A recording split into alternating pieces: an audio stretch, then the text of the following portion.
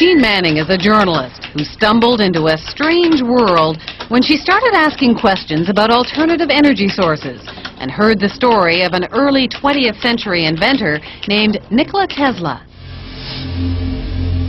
Tesla is almost a cult hero and an overlooked genius, and he has so many inventions that are at the basis of technologies that we have today. She went to a conference on Tesla and had a close encounter with a mysterious scientific researcher who became her deep throat, her Mr. X.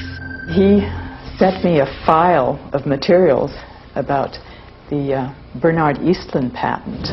About a month ago, the U.S. Patent Office granted a patent to a Houston-based scientist, Dr. Bernard Eastlund, for an invention which, Dr. Eastlund says, could be used to change the weather. Dr. Eastlund says the invention could also be used to disrupt communications all over the world and might be used to destroy or deflect a missile attack. The Eastlund patents had the ring of the mad scientist aspect of Tesla.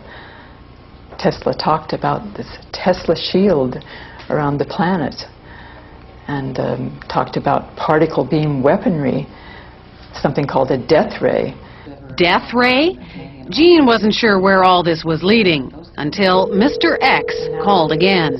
And he said, the maniacs are actually going to do it up in Alaska. Mr. X's maniacs were in the U.S. Pentagon, and he was convinced they were conspiring to build Bernard Eastlund's Sky Zapper under the guise of a nice little research project deep in the Alaskan bush called Haarp.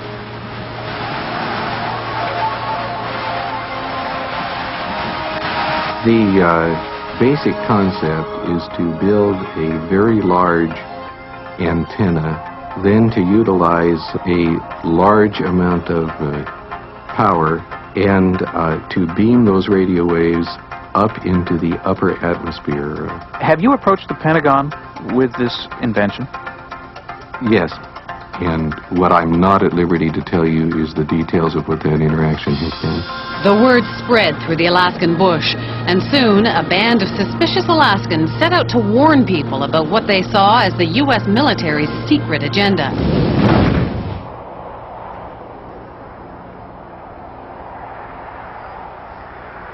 And what you have with Haarp is sort of the universal hammer for geophysical warfare. Nick Begich is the chief conspiracy theorist. So when did you know that you were onto something? I think as soon as I saw the references to Tesla's work, and when I read Bernard Eastlund's original patents, I realized that what we really had here in Alaska was a prototype for a ground-based Star Wars weapon system. Haarp is a non-classified project run not by Bernard Eastlund, but by the U.S. Army and Navy. The official Haarp story is told by one man, John Heckscher. It consists of several types of transmitting instruments and numerous scientific instruments that study the natural ionosphere and the ionosphere that has been perturbed by the instruments that we are building. The ionosphere is a sea of electrically charged particles in the upper atmosphere, and the instrument is a powerful radio wave transmitter. Does it have any military applications? The site itself is strictly a scientific research site. Perhaps the outcome of some of the science, perhaps some of the results could be applied in a to military systems.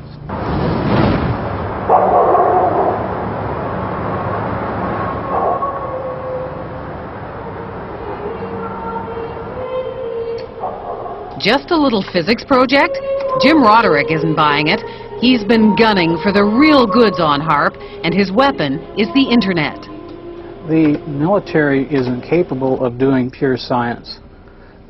Science is conducted by them for application in weapon systems, for no other reasons. From his shack in the middle of an Alaskan village, Jim and his co-conspirators around the globe have been tapping into databases. They've dredged up hundreds of long-buried scientific reports and even some internal documents from the military.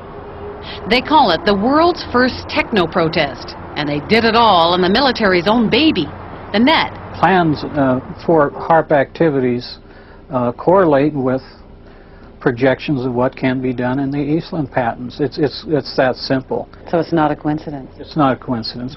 Well, I hate to disagree with you, but it's not his patent that we're building. Superficially, yes.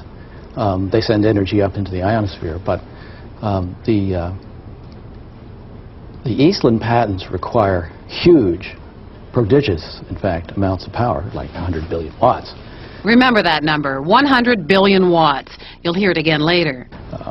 Haarp requires only 3 million watts. There is a paper trail leading us back to Eastland. No, there is not. There is no paper trail that I'm aware of that's leading back to Eastland.